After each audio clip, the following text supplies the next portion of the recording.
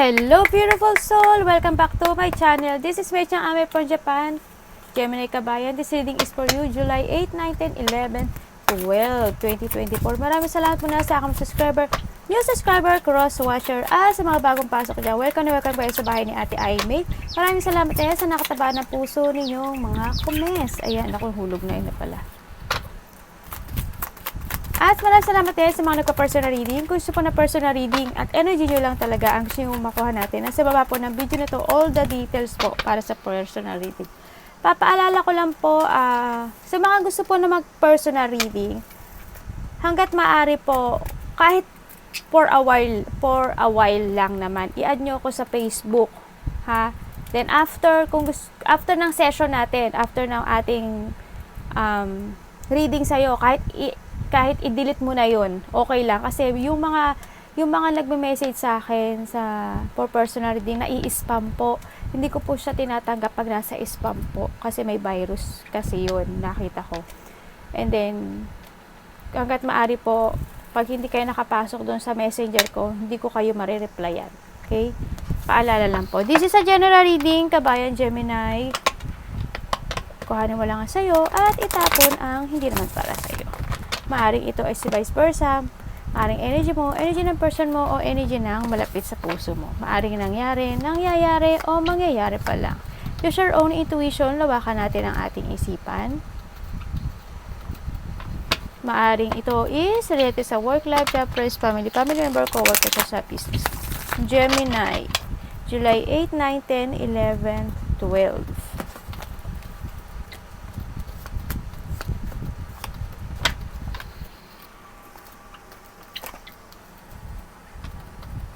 Tandaan nyo po, hindi nyo po ito personal reading. Okay, we have the heart. Okay, maybe, maaring may mga you're in love, o kaya may tao na mambobola sa'yo, may infatuation, may affection, or may tao na mga akit sa'yo. Or maybe, may handito yung, handuin yung, maaring may tutulungan ka, or kaya aring, the love is in the air, mga ganun, no? May mga romance, may mga giving love, yan, maaring may mga affection and core akong nakikita sa iyo. We have the bear, and ito nga sinasabi dito, na iba dito, yan, maaring babalik yung courage mo or lakas ng loob, yan, may pagkaiba dito is, yun nga, pagiging leadership, yan, may mga finances na kailangan mong protektahan, no, sa nakita ko dito. Ibig sabihin, you need to protect your finance. Yung pera mo, wag gastos ng gastos, or kailangan siguro magtipid, mga gano'n, no. Maari may mga pag-uusapan when it comes sa mga nakakataas. Hindi ko naman sinasabi na mga, maaring tatay mo, girlfriend mo, boyfriend mo, something gano'n, nanay mo, tatay, maaring gano'n, no, sa nakita ko dito. And we have the fish. Wow, this ako'y. Yan, maaring iba dito is may kakaroon ng gain and wealth. Yan, kung kayo is talaga magpo-focus sa inyong finances, magkakaroon ng gain, ng wealth, no? Yan ang inaano dito. There's an abundance, basta kung kaya nyong i-manage yung inyong kaperahan. Yan, magkakaroon ng gain siya. Yan, may mga business, maaring iba dito is may tatahakin na business, bagong trabaho, papasok sa isang business, or collaboration to someone, maaring gano'n. And may mga commerce, yun nga, negosyo, no? Baka may iniisip ka na gusto mong negosyo, ganyan, baka may mag-alok sa'yo, ganyan, nakikita ko, no? Pag-isipan mo munang maigi. Kung nakita mo na okay naman, the right, why not, diba? Try. Okay, so nakita ko dito, may mga sitwasyon ako na nakikita sa'yo na medyo napapagod ka na, no? Oo, handoon, napapagod ka na, pero masaya ka. Maybe. So may maybe, no? May mga mararamdaman ka daw na pagod sa nakita ko dito. And then nakita ko rin siguro by summer, no? Maaring may mga exciting moment ako nakikita. Siguro may mga celebration, na maaring makipagkita ka sa mga the past person, makakakilala mo, maaring gano'n, no, sa nakita ko dito. May mga pupuntahan ka siguro merit, ganyan, or birthday, or meeting old person. Yan, kung sino man sila, nakita ko dito. Parang nakikita ko rin na makakaramdam ko ng freedom. Yan, may mga happiness ako nakikita sa'yo. Yan. And then, sa nakita ko rin dito na siguro this is the time din minsan na alagaan mo yung sarili mo. Yan. Nakita ko dito, bigyan mo ng time yung sarili mo to relax. Na kailangan mo mag-recharge, kailangan ng mental peace, may mag-rejuvenate ka. Yan, nakita ko dito, mag-meditate ka, minsan mag-offro ka, ganyan. Diba? Tapos may mga, kahit mainit offro ate, ano ba yan? Nakaka-relax kasi yun kahit mainit. O di, pag nag-offro ka, edi mag-like ka ng electric fan, diba? Exhaust fan. Yun lang. Nakita ko naman din dito na may mga sitwasyon ako na nakikita na parang you are trapped. Parang you are stuck. Sa nakita ko to. Yung iba sa inyo nakakaroon ng negative thinking, negative thought, maybe sa mga pag-iisip, sa mga ganyan, sa mga decisions in life, siguro medyo may pagkalito siguro sa when it comes to a decision na nakikita ko dito na may mga dapat or may mga kailangan ka atang desisyonan when it comes to yourself para sa pagbabago. Sa nakita ko dito, kailangan daw ng desisyon. Kailangan mo na din daw lumaya. No? Kailangan daw maging malakas ang loob. Kailangan handun yung self-discipline, no?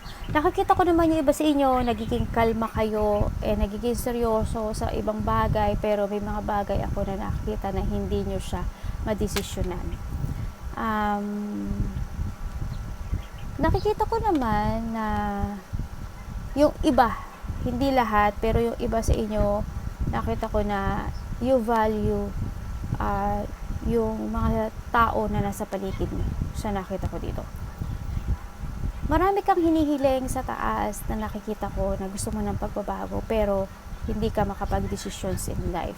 May mga nagbukas na mga opportunity sa nakita ko sa'yo dito, pero hindi ko pa nakikita na yung decisions na yon sa nakita ko dito, no? Meron kang sitwasyon na inalisan sa nakikita ko dito na napagod ka. Hindi ko alam kung halimbawa sa isang relationship may relasyon ka pero masyado parang ikaw lala siguro yung give ng give, binavalue mo yung situation na yun. Halimbawa, love yun or kaya trabaho or business, ganyan. Palagay natin ganun. Parang medyo napagod ka na dun, no? And then, yung part na yun, umalis ka or aalis ka, no? Kasi nakakapagod. Or you need, no? Sa nakita ko dito, para makita mo naman yung happiness mo, para makita mo naman yung kaikagagaang ng buhay mo. Maaring gano'n, aalis ka o umalis ka doon sa sitwasyon na yun, parang nirelease mo siya. And nakita ko yung pagiging wiser and stronger in that part sa nakita ko dito. Nahandun yung parang na-overcome mo na yung sitwasyon na yun, no?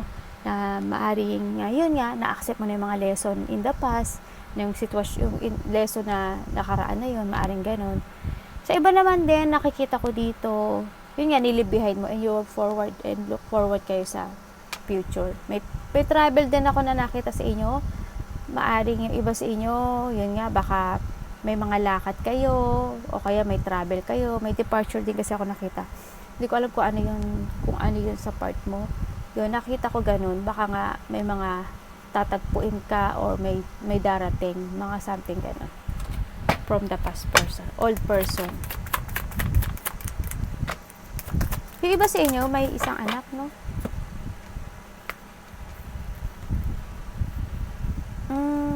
Okay. Sa nakikita ko sa inyo dito, yung iba, handun kayo sa party ng nagiging magulo ang isip, no? Walang organize. May mga nangyari na rito sa nakaraan no? Nangyari na rito sa nakaraan na maaring hindi kayo, parang naguguluhan kayo sa isang situation na hindi kayo makapag-desisyon.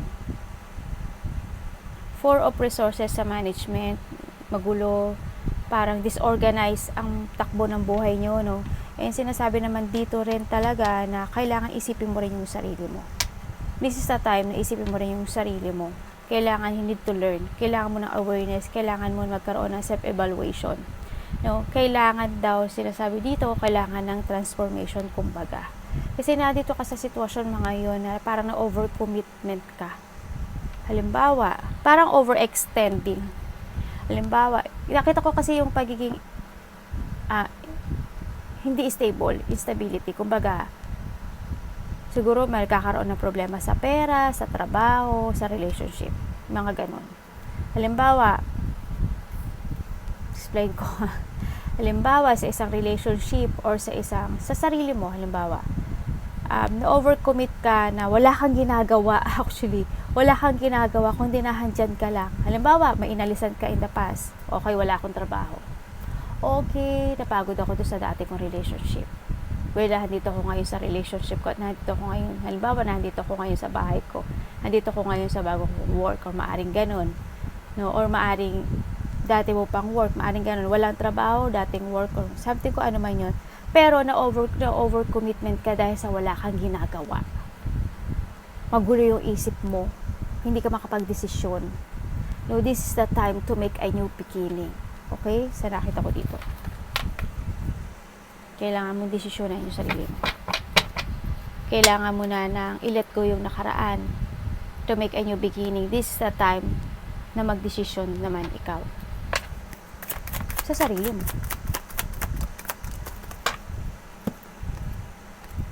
Kasi iba sa inyo, nai-held pa kayo sa nakaraan eh. Diba? Natatrap kayo kung nasaan kayo sa ngayon kasi wala kayong ginagawa. Diba? Andito kayo sa sitwasyon nyo na hindi kayo maka-choose ng, nagkakaroon kayo ng option. Hindi nyo alam, you don't know how to proceed sa ngayon. If you take it action or not, deciding to stay or you go, maybe there's a preparation.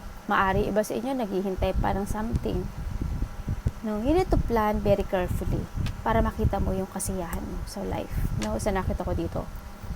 Ano na to personal power mo na to. Iba dito kasi nagkakaroon ng expansion. No, nakita ko dito. The future is in your hand. Tandaan mo, no? Kung alam mo na masaya ka sa ginagawa mo, well, do it. Diba? Sa nakita ko ito. Sa ngayon, this is a time na rin na kasi may bagong offer ako nakikita sa iyo eh. May offer naman sa iyo ako nakikita, no? Pero hindi ko alam kung ba't hindi ka makapag-desisyon. Baka nga may preparation, may dinidiscover pa, maaring ganun. Yan, nandun yung part na there's an offer, yun ang alam ko, ikagrab mo yung offer na yun or hindi. Kung ano man opportunity yun, pag-isipan mo kung gusto mo, di ba? Kasi nandito ka sa sitwasyon mo na parang pagdirap ko ba yung sitwasyon na yun? Magiging okay ba? Magiging maganda ba? Hindi ba katulad ng mangyayari in the past? Magiging safe? Parang nag-a-advance ka na ng utak. Hindi mo pa nagagawa. Kaya ko ba? Parang ganun ka sa ano.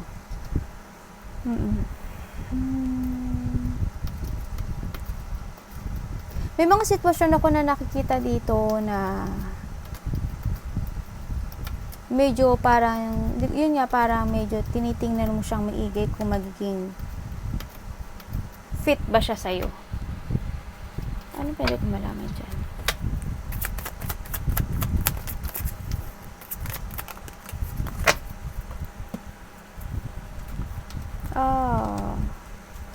Okay, you're stuck from the past.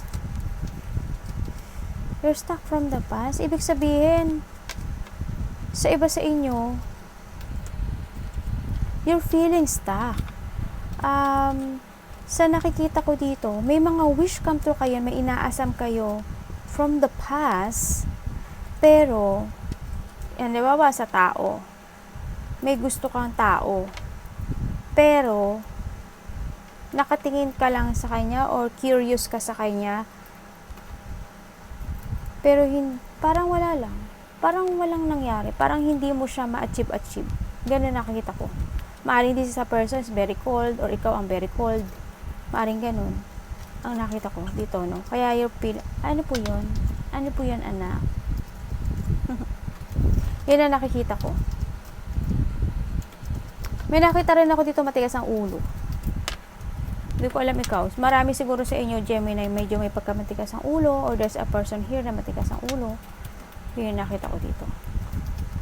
Parang nakita ko sa inyo, kayo yung tao na parang, siguro you enjoy your life lang talaga. Kasi nakita ko parang you play. Parang lahat ng situation na nakita ko sa inyo is parang laro. Ganun nakita ko. Yun nakita ko Siguro ka lang, active and cool person lang talaga. Din ang nakikita ko. May mga nakikita rin ako dito na may mga responsibility ako nakita na nagiging irresponsible ka. Siguro when making a decision, sa nakita ko, kasi you're stuck. Nagkakaroon kasi sa'yo ng lack of success, sa nakita ko sa'yo. Yung iba siguro, ganun. Yung iba, hindi naman siguro, Nagkakaroon kasi dito ng poor decisions in life. Hindi kayo makapag-desisyon sa buhay. You're hung. Parang siguro, nakita ko dito, you want muna mag-relax before to make a new beginning, bago ka muna mag-towards sa bago. Yun nakita ko. Kasi parang andun ka pa rin sa sitwasyon na wala kang ginagawa, inactive, you're still waiting, andun yung, hindi ko alam kung may hinihintay ka pa ng mga answer, naghihintay ka pa ng enlightenment, or naghihintay ka muna na ma-feel mo muna na yung mga gagawin mo is gusto mo talaga, maaring ganun. Sa iba nakikita ko dito. Medyo dito kasi sitwasyon naman namin pag-aalala, you feel defeat, baka hindi ka nakapagtutulog, anxiety, depression, so nakita ko dito, or feeling mo, siguro may mga naiisip ka sa nakaraan, parang hindi ko alam kung sa iba sa inyo may insomnia, nagkakaroon ng masakit ang ulo, nagkaka-migraine, maaring ganun, maaring iba sa inyo, handun yung panaginip na hindi nyo maintindihan, sa nakita ko dito. May nangyari kasi sa inyo na parang something revelation. May nangyari na sa buhay nyo na parang unexpected. May mga nangyaring changes na hindi mo inasahan talaga. Sa nakita ko dito. Siguro isa rin yung sa nakita ko na parang baka nabigla ka. Ganyan. Halimbawa, sa isang relationship, unexpected situation, relationship man yan, o trabaho man yan, or business man yan.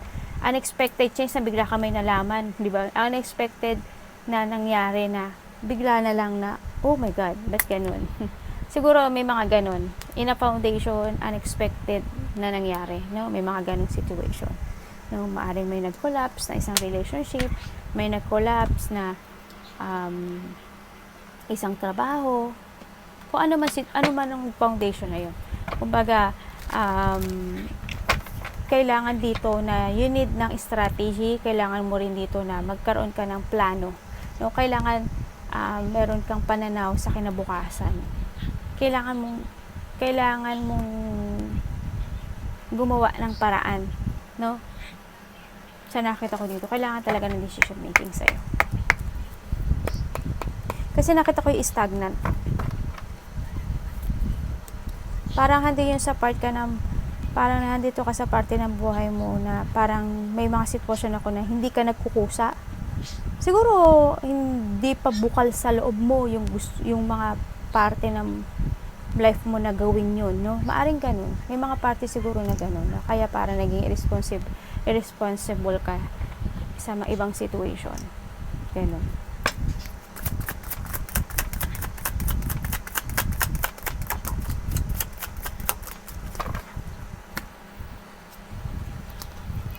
When it comes talaga dito when it comes sa isang, sabi ko dito, sa mga kaibigan, oh my God, hindi ko pa masabi, tanga-tanga lang. Sa isang kaibigan, sa nakita ko, handun yung suporta nila sa'yo, They give love and support, sa nakita ko. Nakita ko naman, you value it, sa nakita ko. Yung iba siguro sa inyo, na handito kayo, kasi nakita ko ang daming tao, hindi ko alam kung why, pero nakita ko dito, siguro nga, nandito kayo sa situation nyo na kayo is a doctor, social media, lawyer, teacher, caregiver, healer, nagsisilbi sa simbahan, yung maraming tao in a factory, mga ganun. O kaya, government, city hall, basta maraming tao siya, yung nakikita ko. O kaya servitude, o kaya nag-spread kayo ng mga salita ng Diyos, ganyan. Parang you're in a center of ng maraming tao. Ganyan. No? Or maari ikaw isang tatrabaho sa isang sikat na company. O kaya you're a singer. O kaya you're a basta nakita ko ang daming supporters, ang daming tao. There's a fame. No, sa nakita ko dito. Nakikita ko rin din na you enjoy your life with your friend, no? Sa nakita ko, yung iba dito ganun. Or maybe there is a person here na 3 kayo. 3 to 4. Sa iba dito 5.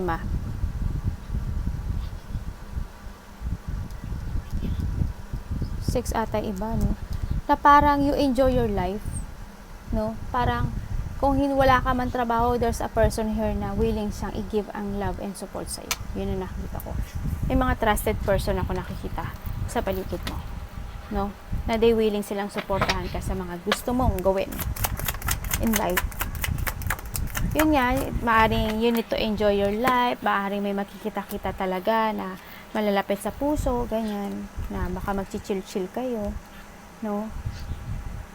Sa nakita ko sa'yo dito, stuck ka sa isang situation, either relationship or trabaho or business man yan. Nakita ko dito, no? Parang nahadun ka sa sitwasyon na wala kang magawa at na-stuck ka lang doon. May mga, nasa sa'yo talaga itong, kung gusto mong lumabas, kung nasaan ka man ngayon, may offer naman to make a new beginning no? Sa nakita ko dito. May naalala ka rin na mga the past memories, no, ako nakikita na mahalaga sa iyo. Maaring anak mo, maaring dati mo karelasyon, maaring kaibigan mo, or maaring dati mong trabaho o pinagtatrabahuhan, no? Yun nakita ko, may naalala kang ganun. You're reminiscing the past. Sa nakita ko dito. Maaring there's a past person din ako nakita dito na gusto mong makuusap or namimiss mo, no? Sa nakita ko dito. Or namimiss mo yung anak mo, maaring ganun. May mga naaalala ka na lumabalik-balik, no?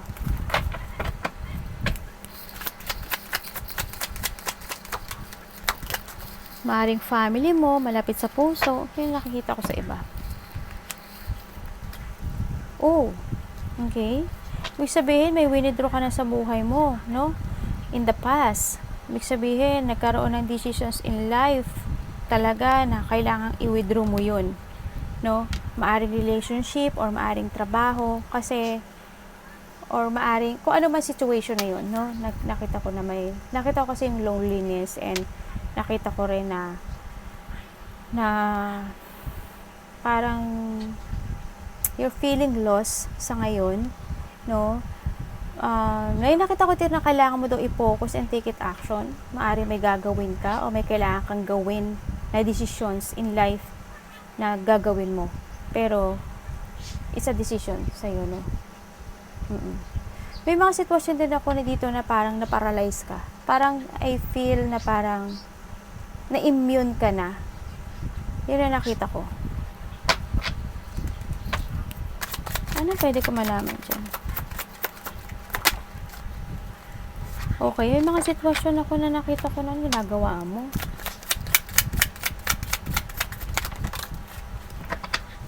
May mga sitwasyon ako na pinagtitiisan mo daw. Parang ang lungkot mo, niloloko mo yung sarili mo. Okay? Parang you're hiding your feelings or hindi ka nagiging totoo sa sarili mo. Iba dito may sitwasyon ako na nakita na maybe nangyari na or mangyayari pa lang sa iba na nakita ko yung lungkot. Parang yung iba siguro niloloko kayo o naloko kayo. Ingat kayo, no, when it comes to a money. Maaring dapas to siguro, baka naloko kayo sa pera, naloko kayo sa relationship na babae na lalaki to. Nagkaroon ng sneaky person. Ingat lang din when it comes sa trabaho. Yan yung mga tao sa paligid mo na magaling pretend. No, sa nakita ko dito, sneaky person, kumbaga. Iba dito, nag-escape ka na sa isang sitwasyon o withdraw mo na isang situation or mangyayari pa lang sa iba ha. May withdraw or withdraw ka na isang sitwasyon sa buhay mo na parang sobra yung negative. Sobra yung mga kasinungalingan, liar, lahat, ganyan. Parang ang bigat ng situation na yun na talagang inalisan mo na at withdraw mo na. Maaring iba dito is trabaho or isa iba relationship siguro, ganyan, or situation. No, sa nakita ko dito. Nakita ko rin dito, iba dito nagkakaroon kayo ng problema when it comes to money. When it comes to trabaho or kung ano man yan. Yan, nakita ko dito yung lungkot nyo. Sinasabi dito na kailangan mo daw mag-ipon ng pera, no? Sa nakita ko dito. Kasi iba ata may financial problem. Nakita ko din dito na you feel like parang disgrace. Parang walang gumadating na big chance or big na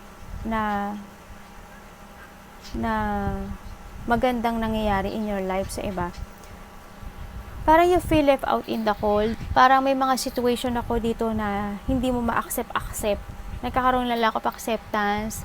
And then, feeling abandoned. Something, nagkakaroon negative change no?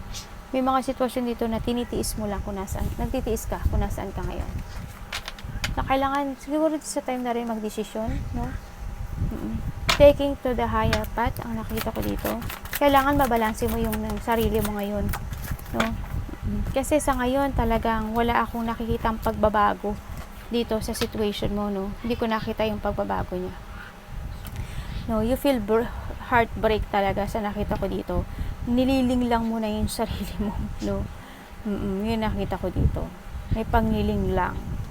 No, may mga sitwasyon din ako na nakita sa iba sa inyo na maaring there's a person here na nililing lang kayo.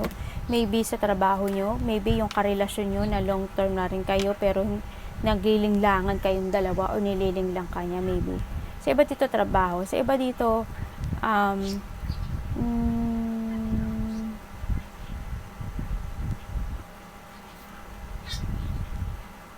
boss. Sa iba dito siguro sa company nyo to. Nililing lang kayo. No? May mga paniling lang na nagaganap o nangyayari dito. Ingat lang din, no? Sa nakita ko dito. Sa iba dito, relationship to. May makakaramdam ka raw o nakaramdam sa iba. Sa iba pala makakaramdam na unexpected to mangyayari na super emotion, super pain. Parang magkakaroon, iba dito, madi-disappoint ata kayo. Iba dito, maaaring malulungkot kayo, maaaring magkakaroon ng away o hindi pagkakaintindihan. Malaki man o maliit yan, magkakaroon ng separation na kailangang mag-heal. May mga emotional pain, may loss, sadness, makakaramdam ka daw ng feeling hopelessness. May mga hindi pagkakasunduan, makakaramdam ka daw ng hindi masaya. No, hindi ko alam kung kailan, pero siguro within 3 days, 3 weeks, something ganyan, or 3 months. No, or maybe in a past March siguro by March nakakaramdam ka ng ganung situation, maaring ganun, or past 3 months ago, 3 weeks ago, 3 days ago, maaring ganun. Hindi, yun nga, parang maiaalisin sa part mo, makakaramdam ko daw ng depression. Yan. Baka mainis ka sa kasamahan mo sa trabaho, di ba? Yung mga ganung part. O sa family mo, ganyan, o mga nakakasalumuha mo, o kaya mainis ka sa isang matanda. Yan, maaring ganun. Maaring ganun nakikita ko.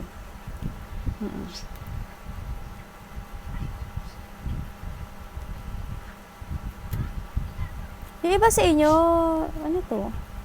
Bibili kayo ng ng vehicles? Iba sa inyo, bibili kayo ng vehicles or magpapagawa kayo ng vehicles? Kung ano ang vehicles yan? Bisikleta, motor, sasakyan, kung ano man. Yun nakita ko. No? Arigato namaste, God bless.